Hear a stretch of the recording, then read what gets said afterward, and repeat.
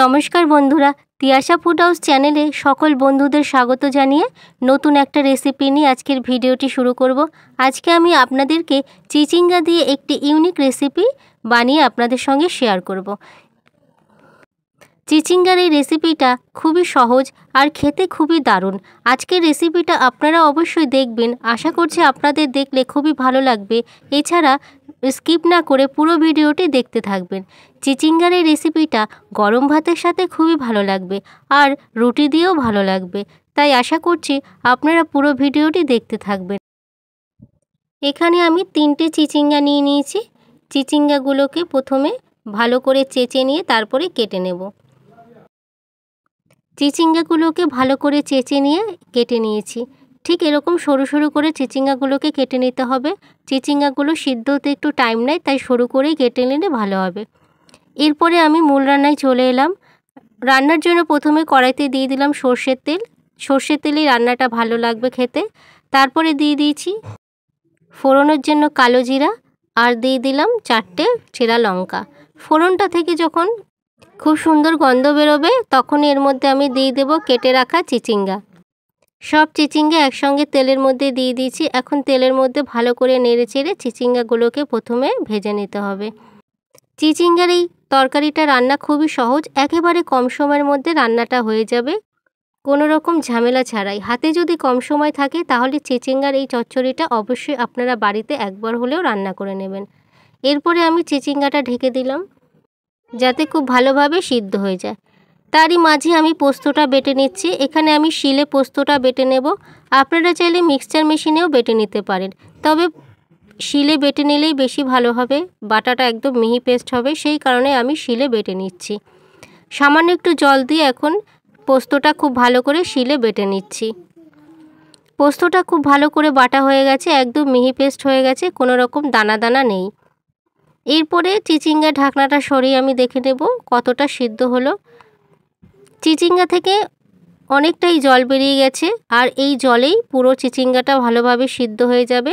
Extra জল দেওয়ার আর কোনো দরকার নেই। সামান্য একটু সিদ্ধ হয়েছে চিচিঙ্গা। এরপরে আবার নেড়ে চেড়ে দিয়ে দিচ্ছি ভালো করে। আবারও আমি 10 মিনিটের জন্য ঢেকে দিলাম। 10 মিনিট পরে ঢাকনাটা সরিয়ে আমি আবারও দেখে নিচ্ছি চিচিঙ্গাটা কতটা সিদ্ধ হলো। এখন মোটামুটি চিচিঙ্গাটা সিদ্ধ হয়ে গেছে, দেখে বোঝা যাচ্ছে। আমি একবার খুন্তি দিয়ে দেখে দিচ্ছি যে চিচিঙ্গাটা মোটামুটি সিদ্ধ হয়ে গেছে। চিচিঙ্গা সিদ্ধ হতে অনেকটাই টাইম নেয়, সেই কারণেই বারবার করে ঢেকে ঢেকে আমি চিচিঙ্গাগুলোকে সিদ্ধ করে নেব। আরও একবার ঢেকে দিচ্ছি 5 মিনিটের জন্য। 5 মিনিট পরে ঢাকনাটা সরিয়ে এবারে দেখে নিচ্ছি চিচিঙ্গাগুলো বেশ ভালোভাবেই সিদ্ধ হয়ে গেছে, জলটাও টেনে গেছে মোটামুটি, আর চিচিঙ্গাগুলো অনেকটাই সিদ্ধ হয়েছে। চিচিঙ্গা যখন মোটামুটি সিদ্ধ হয়ে যাবে তারপরে আমি এখন দিয়ে দিলাম বেটে রাখা পোস্ত। পোস্তটা দিয়ে ভালো করে নেড়ে চেড়ে নিতে হবে। চিচিঙ্গার এই চচ্চড়িটা শুকনো শুকনো করতে হবে, তাহলে খেতে খুবই ভালো লাগবে। পোস্ত দিয়ে চিচিঙ্গার সাথে এখন খুব ভালো করে মিশিয়ে নিচ্ছি। এরপরে আমি দিয়ে দিলাম পরিমাণ মতন স্বাদ অনুযায়ী নুন। নুন দিয়ে আবারও ভালো করে নেড়ে চেড়ে আমি রান্নাটা করে নেব। চিচিঙ্গার এই চচ্চড়িটা খেতে খুবই ভালো লাগবে। বন্ধুরা, আপনারা বাড়িতে অবশ্যই চিচিঙ্গার এই রেসিপিটা তৈরি করে দেখবেন। এরপরে আমি পোস্তর বাটিটা ধুয়ে সামান্য একটু জল দিয়ে দিলাম। বেশি জল দেওয়ার কোনো দরকারই নেই, কারণ চিচিঙ্গাগুলো মোটামুটি সিদ্ধ হয়ে গেছে। এরপরে চচ্চড়িটা শুকনো শুকনো হবে। এখন আমি একটা ঢাকনা দিয়ে ঢেকে দিলাম। তারপরে আমি দেখে নিচ্ছি চিচিঙ্গা পুরোপুরি সিদ্ধ হয়ে গেছে, তবে চিচিঙ্গাটা এখন শুকিয়ে নিলেই হয়ে যাবে।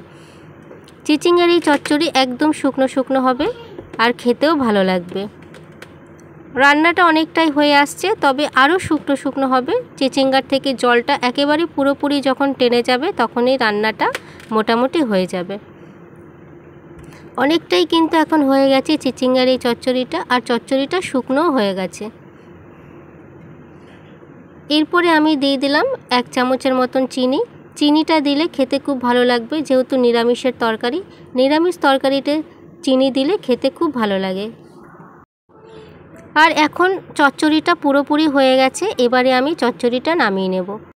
আর বন্ধুরা, আজকের এই চিচিঙ্গার ইউনিক রেসিপিটা যদি আপনাদের ভালো লেগে থাকে আপনারা অবশ্যই লাইক করে দেবেন, কারণ আপনাদের একটা লাইক আমার কাছে অনেক দামি। কেমন হয়েছে রান্নাটা সে বিষয়ে কমেন্ট করে জানিয়ে দেবেন, আর রেসিপিটা বন্ধুদের সাথে শেয়ারও করে দেবেন।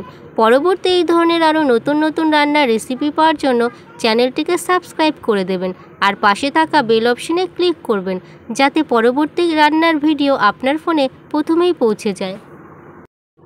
এছাড়া আপনারা অবশ্যই ভালো থাকবেন, সুস্থ থাকবেন, আর পুরো ভিডিওটি দেখার জন্য অসংখ্য ধন্যবাদ।